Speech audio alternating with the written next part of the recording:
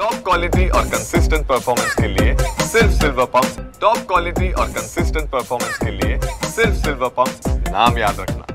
आज बीडच्या जिल्हाधिकारी कार्यालयासमोर महायुतीच्या वतीने आंदोलन करण्यात आलंय। नेमक्या आंदोलकांच्या काय मागण्या आहेत हे जाणून घेणार आहे। माझ्यासोबत आंदोलक आहेत। काय सांगाल, नेमक्या काय मागण्या आहेत तुमच्या, आज तुम्ही या ठिकाणी आंदोलन करताय? आज या ठिकाणी भारतीय जनता पार्टी, राष्ट्रवादी, अजितदादा गट आणि शिवसेना आम्ही सर्वजण इथले बीडचे जे आमदार आहेत संदीप क्षीरसागर यांनी सर्व अधिकाऱ्याला वेटीस धरलेला आहे। आमच्या सार्वजनिक बांधकाम विभागाचे जे कार्यकारी अभियंता तोंडे, उपकार्यकारी अभियंता बोराडे आणि ठाकूर 6 महिने झालं गावातल्या विकास कामाच्या त्यांनी वर्क ऑर्डर दिलेल्या आहेत, परंतु स्थानिक आमदाराची रेस्ट हाऊसला बसून हे दलाली करतात आणि 6 महिने झालं आज लोकांना विकासापासून वंचित ठेवलंय।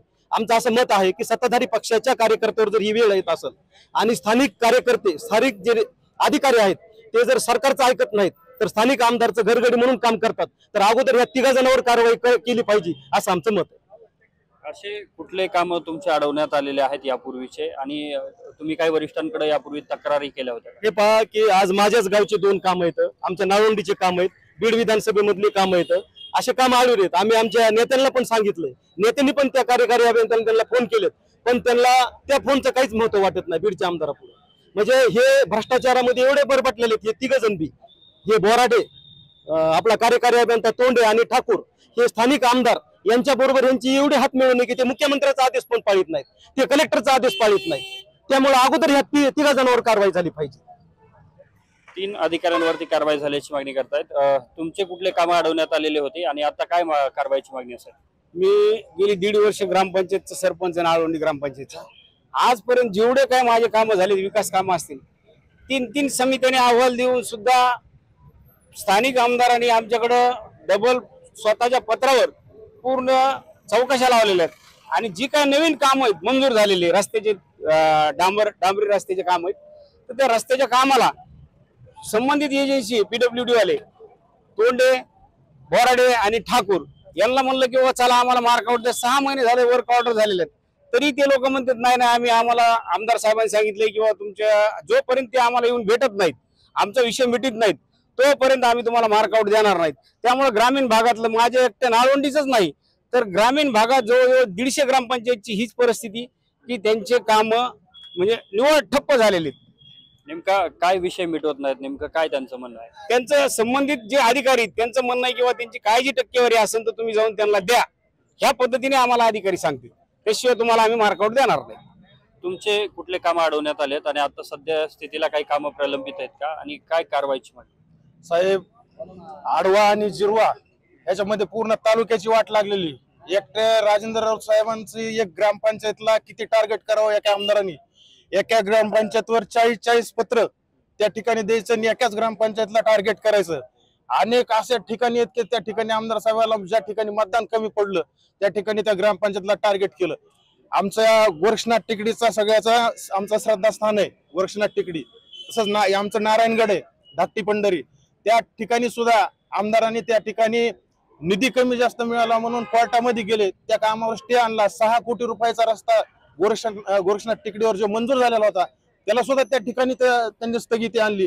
अशी एक ना अनेक प्रकरण त्या आमदार साहेबांनी या ठिकाणी असे केलेले आहेत। नेमकं या अधिकाऱ्यांचं किंवा आमदारांचं काय म्हणणं आहे, कशामुळे हे अडवलं जातं? पूर्ण अधिकारी त्यांच्या दबावाखालीत, त्यांच्या दहशतीखालीत बीडचे, आणि हा विषय वकील साहेबांनी सर्वांच्या कानावर घातलाय।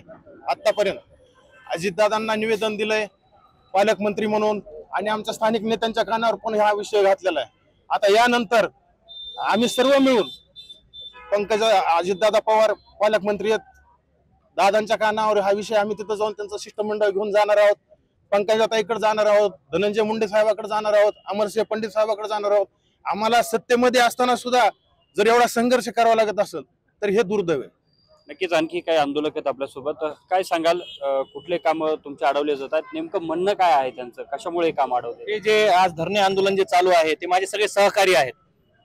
ऍडव्होकेट राजेंद्र राऊत ज्यांच्या माध्यमातून आज धरणे आंदोलनामध्ये मी सहभागी झालेलो आहे। ज्या पद्धतीनं नाळवंडी आणि एकूण 150 ग्रामपंचायत मध्ये बीड विधानसभेच्या या पद्धतीचा आडवा तोडपाणी करा आणि सोडा अशा पद्धतीची जी थेरी स्थानिक लोकप्रतिनिधीकडून अवलंबली जात आहे, हे मुळात 2019 ला ज्यावेळेस ते पहिल्यांदा आमदार झाले त्यावेळेस पासून बीड शहराने हे सगळं भोगलेलं आहे। रस्ते आम्ही चालू करायचो, आमच्या नेत्यांच्या माध्यमातून इथं फंड आणायचो आणि फंड आणलेलं काम चालू केल्यानंतर यायचं, अडवायचं आणि परत तोडपाणी करायची. असंच महिना एवढा मोठा हिरलाल चौकातली जी वेस आहे, इतिहासकालीन वेस आहे, ती 1.5 महिना खोदून ठेवली होती. मार्केट आहे, जुनं मार्केट आहे ते. आणि हे सगळं करत असताना आता शहरातलं लोन आहे त्यांनी ग्रामीण भागामध्ये नेलेलं आहे. आणि मला इथं मुद्दामून एक गोष्ट नमूद करायची आहे सर, की आता जे बोललेले लोक आहेत हे सगळे ग्रामीण भागातले आहेत. आणि हे एक यातला जर महत्वाची बाब कोणती जर असेल तर शिंदे गट, अजितदादा गट आणि भाजप म्हणजे सत्ताधारी पक्षातले सर्व कार्यकर्ते मिळून यांनी आज हे धरणे आंदोलन पार पाडलेलं आहे किंवा हे धरणे आंदोलन करत आहेत.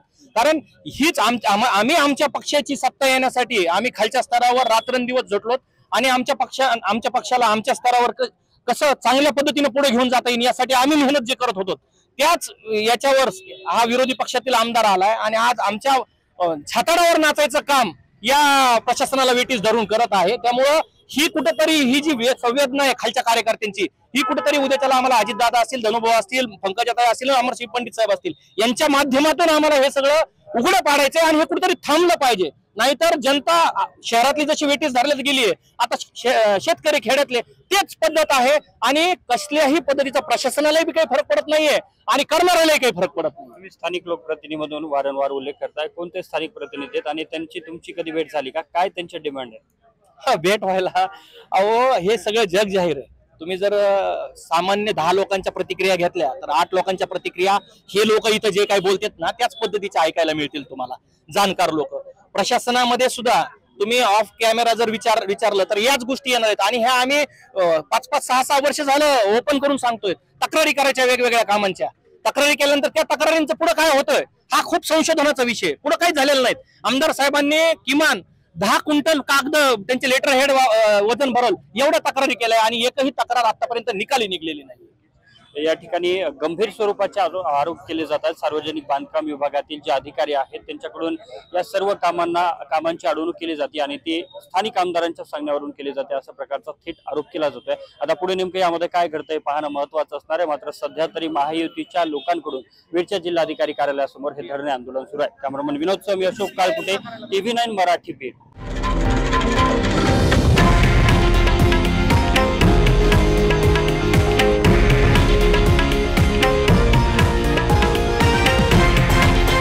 हे आहे देशातील नंबर 1 न्यूज नेटवर्क आणि आपण पाहत आहात TV9 मराठी, एकमेव.